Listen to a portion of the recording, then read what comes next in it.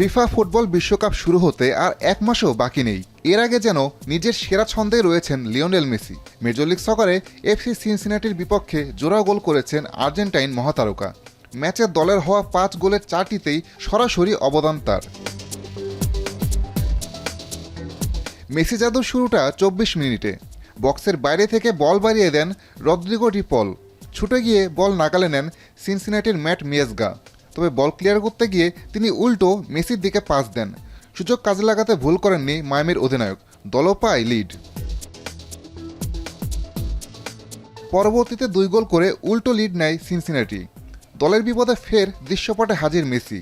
দলীয় আক্রমণ থেকে অসাধারণ ফিনিশিংয়ে আরেকটি গোল করেন তিনি, যা তার ক্যারিয়ারের 909তম গোল।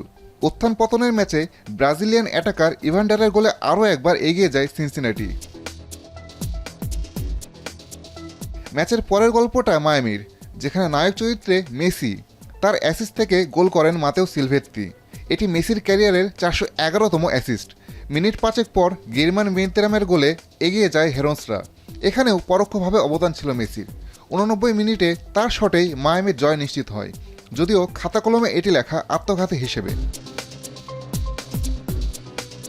মূলত মেসির শট সাইড পোস্টে লেগে ফিরে আসার সময় সিনসিনাটি গোলরক্ষকের গায়ে লেগে জালে জড়িয়ে যায়। ফলে শুরুতে এটি মেসির গোল দেখানো হলেও পরবর্তীতে আত্মঘাতে ধরা হয়।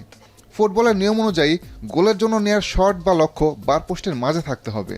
বল প্রথমে পোস্টে আঘাত করায় গোলবঞ্চিত হন LM10।